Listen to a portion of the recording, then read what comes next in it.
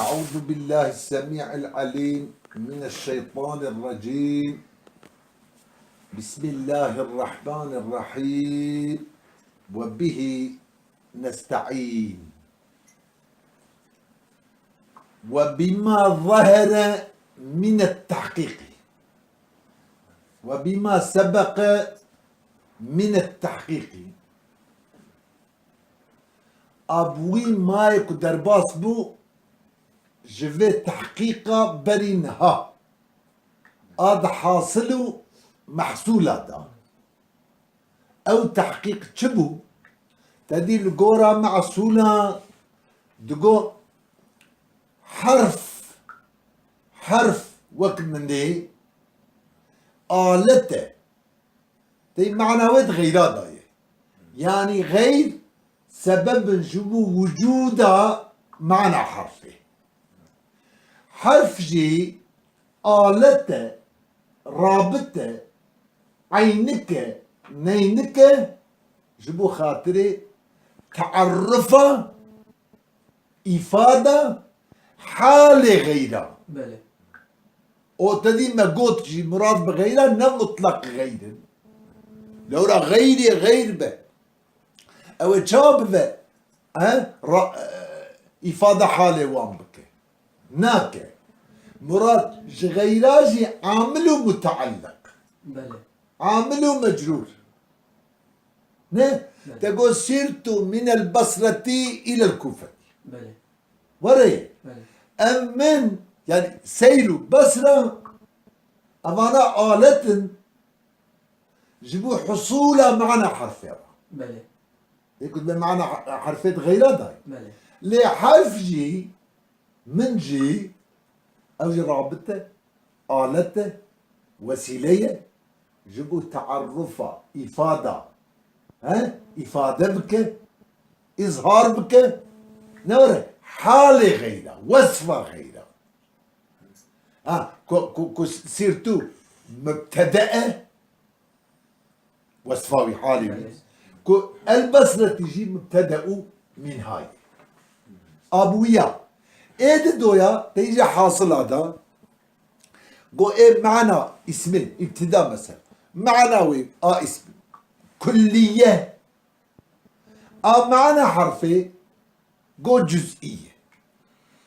قال كان اشتغالية لسري أزندكم مكروي شاخي إجا دبي أبويا هربويا بوي تحقيقي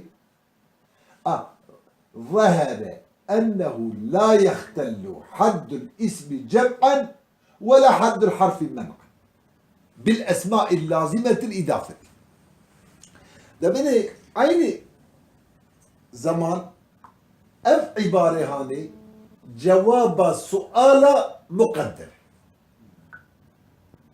الدرسة شدابو نوزدابو نه درسة نوزدابو يعني عيني الوقت ده جواب سؤال مقدر شيء يك ببيجي واي حرف ما دل على معنى في غيره ما لا يدل على معنى في نفسه وري هنك اسم هنا بقذو فوق دي اسماء لازم الاضافه جوانا بيجي لازمه الاضافه بيجي جوانا اري بقذو فوق وانا إذو وفوق جي بذكرى متعلقة وان مضاف إليه وان تي معناها خوش ما يفعل كده أباي أفزو فوق اسم جبني اسم در كتب بني تعريفها حرفي هم تعريفها اسمين أبو جامع هم تعريفها حرفين أبو مانع بله ايش هذه تعريفها؟ قال جامع بن ومانع اجا دبي نحو جاء مخبيشي ابوي ما يكون درباس مش تحقيقي تحقيقات حاصل ومحصول هذا اطبع يزحكر ظاهر بو اعشق بو كأنه لا يختل حد الاسم جمعا ولا حد الحرف منعا كخرنابة تعريف اسمه جهات الجمع فا أري تدي التمييز منذ زانن جارنا محول فعله جارنا مفعوله إذا بدأ فعله لا يختل حد الاسم جمعا جهة جمعيتيفا محول فعله يعني لا يختل جمع حد الاسم وقوش تعالى الرأس شيبا شوي قبيله ولا حد الحرف منعا يعني منعا جمعا فانا تمييز ومحول فعله وخلا ناب تعريف حرفش جهة مانع اتفاق يعني نما نعطيها تعريف حرفي خرابو نجا نعطيها تعريف اسمه خرابو بتشي خرانبو بالاسماء اللازمة الإضافة بوان اسماء لازم الإضافة بوان اسماء لازم الإضافة اللازمة الإضافة ألف لام مثلا يجب خاطرك إضافة لفظية وك الحسن الوجهي الضارب الرجلي اللازمة الإضافة تمام قالنا في فائدة تعريف ايش بكون هذا ألف لام داخل السلب اللازمة الإضافة مثل ذو وفوقه وتحته وقدامه وخلفه نه وخلفه إلى غير ذلك هر ببال غير باناجي يعني تشي أسماء لازم الإضافة تديك هب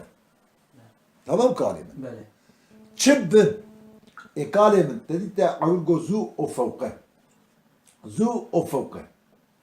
زو فوقه تدي ما جوبوه تحقيق نشكيه تمام ذو فوق كلمة معنى وان كلية مفهومة وان كلية شكي ذو بمعنى صاحبه وفوقجي يبقى علونا علو مطلق علو مطلق اگر شدي بمعنى وان كلية ما جوا حرفين جزئي شكو حرفين بو جزئي نكتب بدي اف معنى وان كلية لبلناين استعمال كري إلا الجزئيات أنا فوق الدار ذو مال ذو غنم مثلا يعني ناين استعمال كري إلا الجزئيات هذا تمام كاري أما إضافة دوام دا عارضية كاري أني دولا يسجبك إضافة عارضية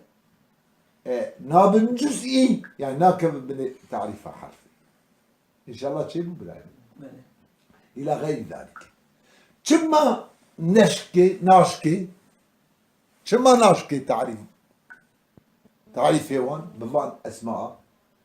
قولي أن معانيها مفهومات كلية ولو معاني فانا وك أنا من قوت تيزو بمعنى صاحبنا إيه فوق نوره بمعنى علوة معنى علوة بلنداي مطلقة لكن مضاف إليه كتيه جبوا تعيينه معناي تمام أبي تعيينه مضاف إليه أما إذا قال سري ويجي خبر بس جيبوا إن شاء الله ولأن معانيها مفهومات كلية أري مفهومات كلية مستقلة بالمفهومية ومستقلة بالمفهومية معنى وفعل كلنا بفهم معناي جوي لفظك موضوع أجر بفهم معناي جوي لفظك موضوع أجر مستقلة بمفهوميته يعني شو مستقلة بمفهوميته يعني ملحوظ في حد ذاتها أري تي ملاحظة كرد بحد ذات خدا الدار في نفسها حكمها كذا، قيمتها كذا. أري دي ملاحظة كده، تصور كده حد ذاته خدا باحتياجها بالضمة ضميمة، يعني كلمات كده لازمها تعقل متعلقاتها يا متعلقاتها إجمالا وتبعا. لازم يبان أسماءاته تعقلها تصورها متعلقاته وان دي فوق تشي زو تشي دي متعلقة وان مضاف إليه وان زو تشي فوق تشي تحت تشي قدام تشي قدام البيت قدامك كاتشي. أنا روني شعبين لازم يباناتي تعقل متعلقات وان إجمالا وتبعا. مجمل وبتبعا وان يعني شو إجمال يعني تبعا. يقولون مجمل أو تعيين القرش هذا يعني مجمل معين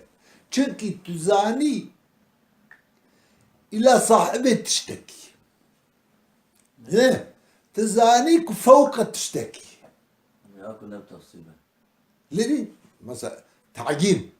تزاني فوق تشتكي فهم كيف مجمل تفهم كل الأويوة. أما كنت مضاف لي ذكر بكي أو جبوا تعيين أو متعلق تعيين نجم حصولها معنا فوق إيزو إيه تحته. هذا فهم كده من حرفين نوري متعلقة حرفك بيت ذكر كده أو جبوا حصولها معنوي أبيا متعلقة واسمعكم بيت ذكر كده أو جبوا تعيينها وين معناه يعني فوق شيء زو شيء تحت شيء. أريرون يا شعبي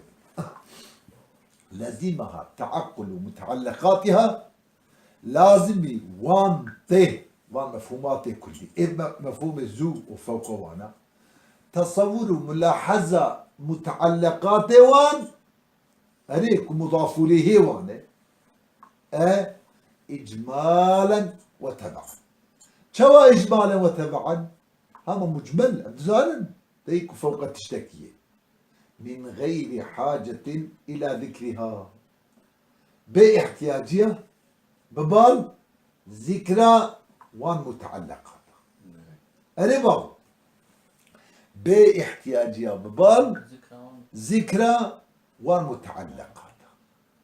هي كيف بيجي التجارة فوق بتني نا استعمال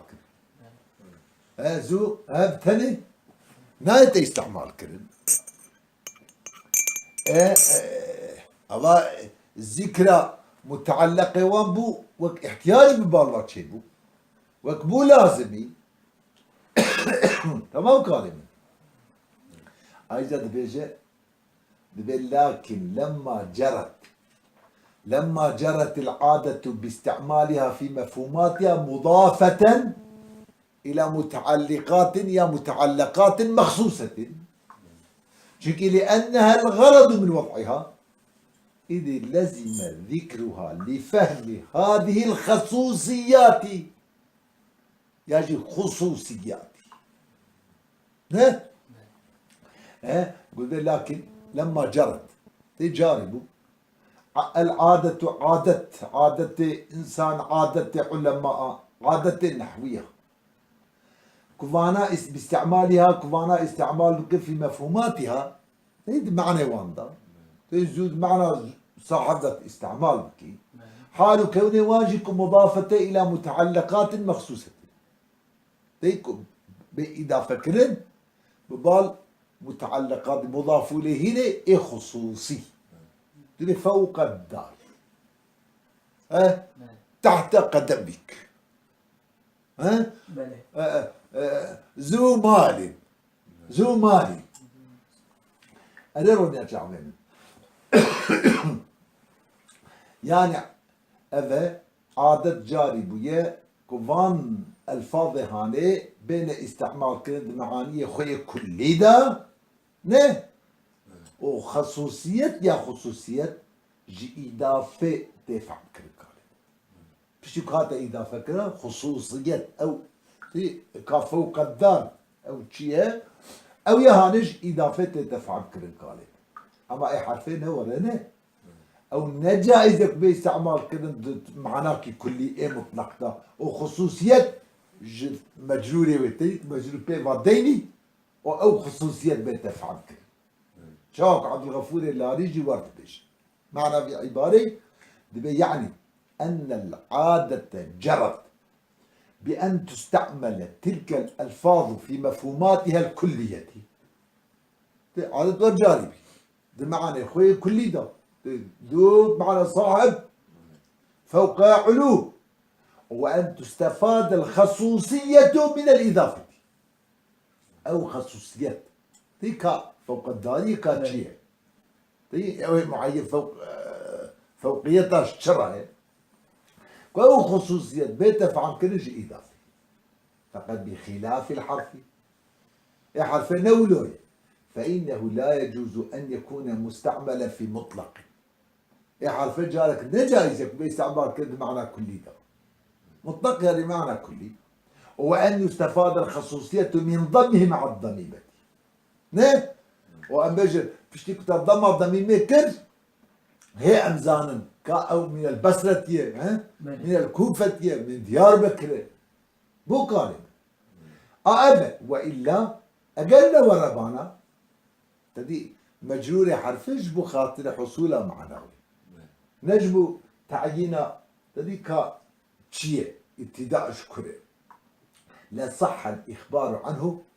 أيوة شيخ إخبار شبيش فهو صحيح معنا كما يصح الإخبار عن ابتداء سير البصرة نه تدي ابتداء سير ابتداء السير البصرة تدي أتبنى ابتداء مبتدا البصرة تبكي خبر وري أجا مني نولو يقال لأنك مجرورة وين نجم خاطرك أو خصوصية بيت فعل كرن تعيين شبابه اسمه جبوك تعيين شبابه نجم حصولها معنى اسمه فرق ما بين أسماء لازم الإضافة وما بين حرف داجي أذرون يا جعفر هذا فعل كرن هذا إيجاد لكن لما جرت العادة باستعمالها في مفهوماتها مضافة إلى متعلقات مخصوصة شما؟ لأنها الغرض من وضعها ليش هي غرض؟ جواب عوان أذى كلمة غرض أماج أرماج جوات على كل واحدك جوان أسماء لازم الإضافة أذى نه إذا لازم ذكرها لازم هات ذكرى ومتعلقاتها لفهم هذه الخصوصيات لا لأجل فهم أصل المعنى تجب خاطر فهم كلنا وان خصوصياته كفوق شيء أو تعيينه فهم كلنا وان دي فوق شيء زوج شيء صاحب شيء بفهم كلنا إذا رونيا تعبين دي خصوصيات خصوصيات مقابل كنت خنجي سيدايم ملا يحيى خد تعالى سلامتيه بدي ينكر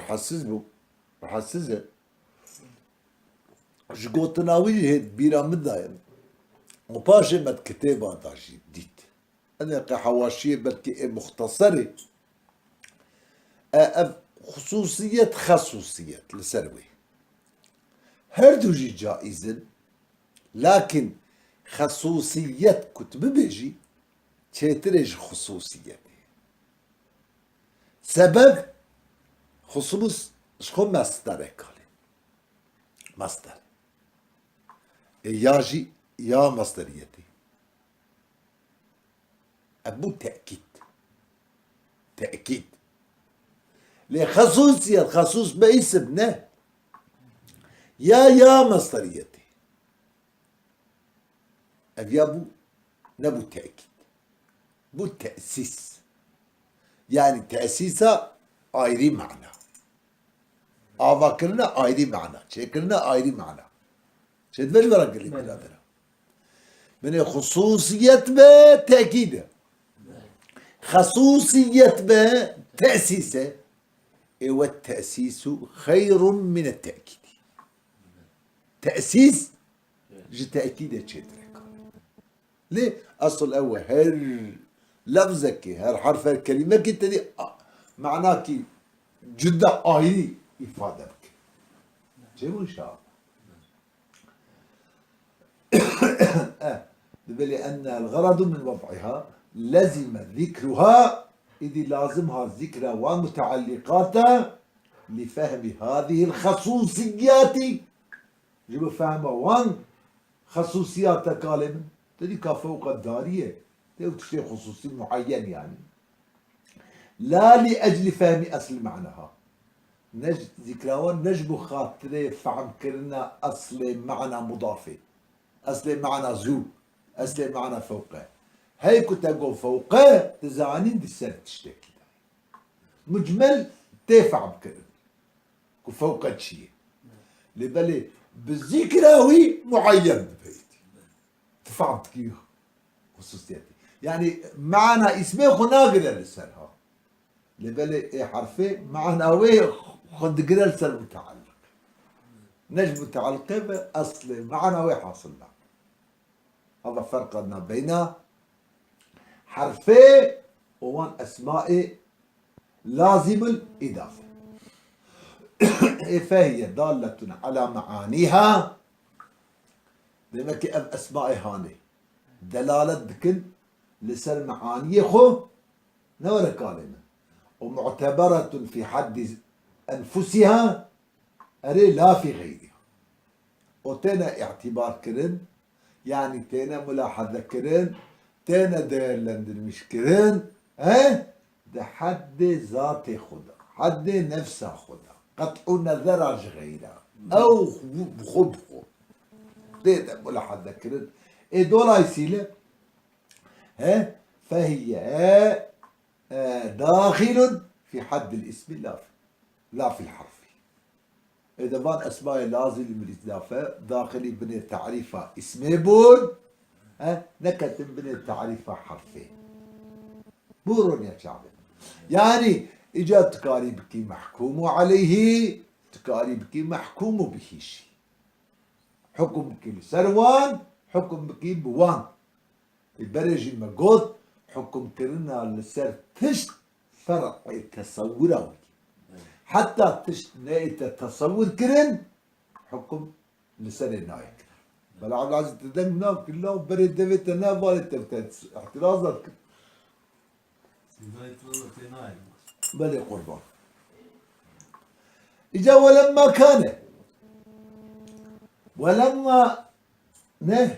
ولما كان الفعل دالا على معنى في نفسه باعتبار معناه التضمني أريه عن الحدث وكان ذلك المعنى مقترنا بأحد الأزمنة الثلاثة في الفهم عن لفظ الفعل أخرجه بقوله غير مقترن بأحد الأزمنة الثلاثة جملة الفعل تمام أبياجي ولما كان عندما جواب سؤال مقدر جواب سؤال مقدر تي تقول اسم دلالة كالسر معناكي لنفسه تقول معنى اسمه مستقل معنى اسمه مستقل وري بله فعل جي يكبب بيجا فعل جي باعتبار معنى خوي التضمني تدي مندزانش فعليرا سي معناه هنا فعليرا سي معناه هنا هذه كلمة أوجي مستقلة أوجي دلالة كسر معناه كتدي نفسها خدها ومستقلة مستقلة فعليرا ما يقول سي معناه دي معنى مطابقي معنى مطابقي فعليرا حدث نسبة زمان تضمني فعليرا بل حدث ليه جزء كش معناه بله دلالة كسر جزء ودلالة كسر جزء معناه أو جهة يكون مع التضمن التزامي مثلا كون فعلك مسند كون فعله مسند بله شي بوجورا بله لمش فعل را سي معنى هنا كالما معنى مطابقي أو يا حدث نسبة زمان بله معنى تضمني حدث تاني يا زمان تاني بله. ضمني أو جي معنى هذا ومعنى التزامي اشتكينا بينا بهم أزيور بهم كون فعلي دائما مسند جيبوا شعب بله هذا اجى تقول معنى اسم مستقلة يبقى فعل جي باعتباره معنى خوي تضمني مستقلة ها فعل جي اجى كتا بني تعريفه اسمي اجى مجبور ماكو ببيجة شيء غير مقترن بأحد الأزمنة الثلاثة اسمه نم مقترنة بله فعل مقترن بله أب في قيده داش فعل جي قطية يعني برا إن جاء أوكي وين إن جد ما يقول من سلاسل مثلا زمان ماضي حال استقبال بل يكشوان بقى بيونا سبي نجي بدي آفي سولا خدان نيده تمام قربان جاء أو احترازي جوابتك دبي ولما كان الفعل الدال على معنى في نفسه ايش بيجي ما دل على معنى في نفسه هلا في نفسه حرف بدركت ده اوجد هذا المعنى كيف نفسه خذها باعتبار معناه التضمني باعتبار معنى اخوي تضمني ها كو حد عن الحدث بو شكل معنى تضمني تكاريم قوتا نسبته تكاريم قوتا الزمان نه بله دول ده ابهامك شيء ولو ما تفسير بعني اوكر كو اعني الحدث كو حدث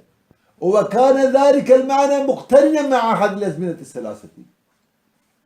وهو معنى وجب اقتران كل يكجد من الثلاثه لتقول ضرب ماضي يضرب مضارع مثلا اقتران ذكر ده اقتران ذكر يجب يكجد من الثلاثه في الفهم عن لذ الفعل اثناء فهم معناه بلفظ الفعل بيك المعنى معناه بله اساسا كنت بيت بشتي مادة اقتران دا كوهات مادة اقتران دا بهات او بي بمعنى معي ولا ما ور قاعدتي داني شبو ان شاء الله اذا جبو خاطرك فعليه جبني تعريفه اسمه درخه قو ايه اسمه بلي ما دل على معنى في نفسه ما دل على معنى في نفسه ما دل على معنى في نفسه غير مقترن بأحد الأزمنة الثلاثة هذه اقتران الناكب يكجز بين الثلاثة بله ايه دي غيره أبان هرسي إعرابها جيت ذات شايس غير مقترنين بأحد الأزمنة الثلاثة شوفوا إن شاء الله ده إجا الأزمنة الثلاثة ده فردا احتراز بده هوا للذكر اللي عبارة يجي أزمنة الجمعة أزمنة الجمعة بله ثلاثة مفردة ثلاثة مفردة قلنا في عدد دي نجمع جمع تري ده صار عدد معين ناكه بله معين عدد تند جمع إذا قالب بو إيجار و جمع أو مؤنثة تي جمع مؤنثة الأزمنة والثلاثة مذكرة الثلاثة مذكرة أبا مذكر بيا صفة مؤنث بله ومفرد بيه صفة جمعي تتشدش شفرة كان حب جواب دانه كان حب جواب دانه يكجي شخو دبي صفة عدد ايوه كسلاسة بله او تابع مفرد معدود يا اخوي جوابك اف عدد كن بذا صفات تشتكي راها او تشجمع عند ما تشدبه تابع مفردي بله يعني معناوي بيا صفات مفردة ازمنتي هذا فهم كده ابيك ايه دويا شو هنكاسي قوتيه بلكي بدله ازمنتي ثلاثتي نسيفت قلت بدله شبيش ازمنتي انا روني اتعافين هنكي دين قوتيه عطفو بيانه عطفو بيانه او ازمنجي الثلاثة كوسسينة ودبجي غير مقترن بأحد الأزمنة الثلاثة خبر مبتدأ محذوف قال خبر مبتدأ محذوف يجي هي الثلاثة يجي الأزمنة الثلاثة بكي مفعول جي فعلك مقدر خوش ده خوش قال له خوش لأنك يا تبيجي فيها عدد تابعي مفردة معدودة يا خويا بله يعني بيها صفة زيرة باعتبارها مفردة أبجد إيدو دويا يا بدله يا عطف بيانه يا خبر مبتدأ محذوفة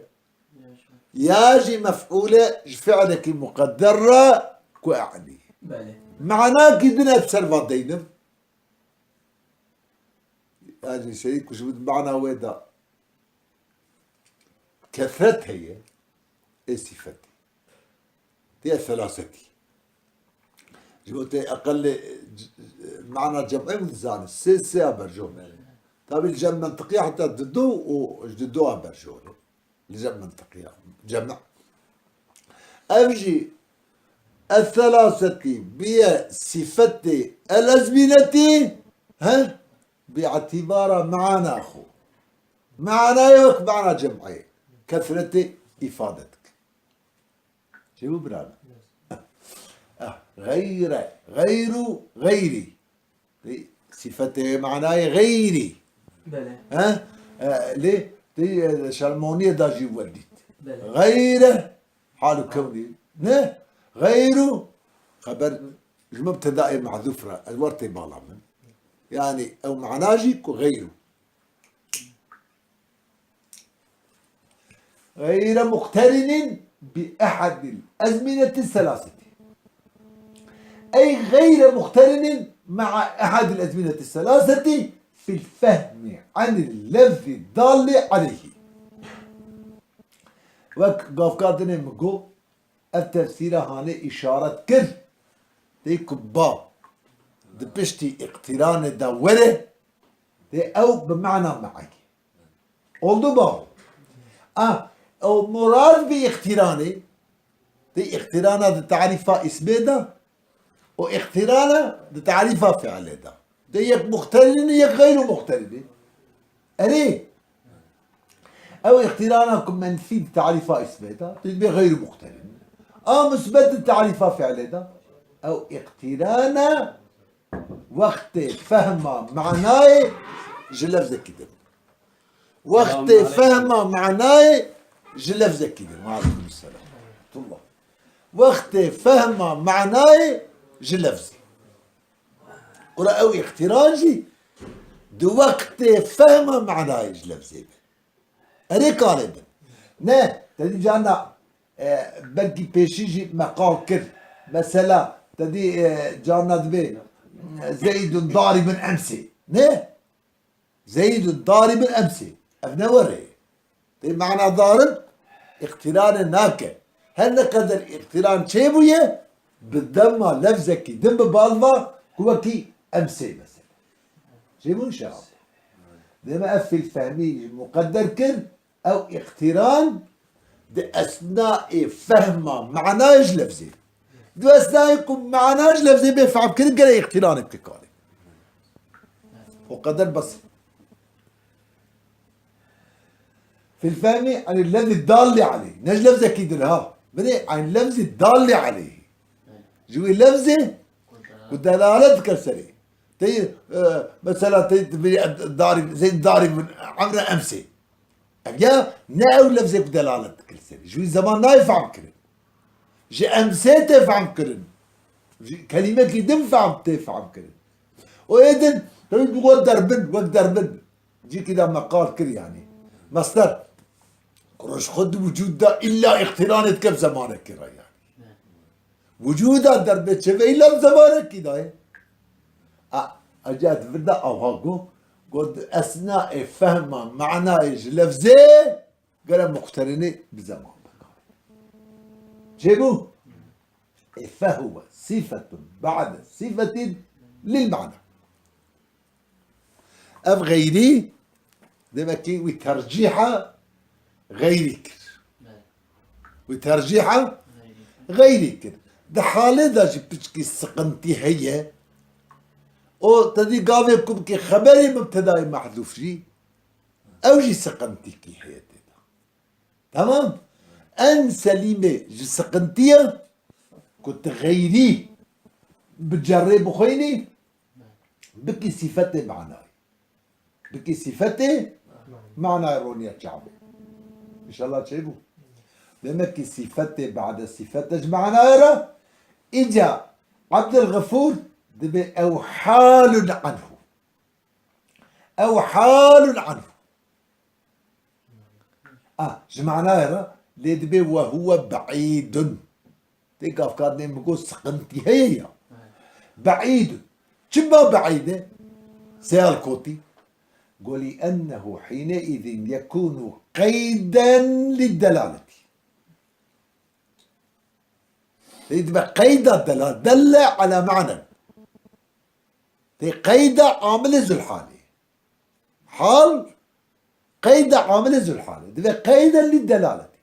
هو تقييد الدلالة بعدم الاقتران الركيك دي أمراض قيد بك الدلالة بعدم اقتران دلالة أبيها هنكي الله شلماس بالدروم ركيكة مغلقة نايف عنك الله شلماس سخنت يا أكو بحال أو واكو ببقتي مرة في بخويني بكي خبري مبتاعي محذوف جي او جي اسد كلام هذا تدي عدم تقدير تقدير نوعك مجازي يعني حتى حقيقة ممكن به مرب ناتشة ببعض مجازي اجي قاعدة اختيار يرجع فهو صفة بعد صفة للمعنى بود صفة جرانه ما دل على معنى في نفسه هيدقو كائن في نفسه في نفسه صفته أولابه وغير مقترن صفة الثاني جمعنا دي فايدة وان قريب فايدة وان إخراجه تجمع برسي بالي كان ذا وشد بيجه بفي نفسه حرفش بدر خست بغير مقترنين فعلش بدر خست وقدر بسيط تمام فبالصفة الأولى خرج الحرف عن حد الاسم حرف جبنا التعريفات اسم درك تدي ما قوت أتشن درس مسألة دبيفن دشتغل حرف نم ناي اعتبار كلن بحد ذاته وجوده معناه بغيره غير ستون الجيرة سبب وجوده وين كالب وبالثانية بصفة ثانية غير مقترنين أري دركت جبنا تعريفها اسمي الفعل فعل جبالي دركترون يا شعبي فعل جبالي دركت فعل جبالي دركت دفرادا والله انكي بارك مناقشة هي ومبخازها ما بألسر والمراد بسكن أريه أود دام إذا حبكن إن شاء من بيده الأمور وإياكم.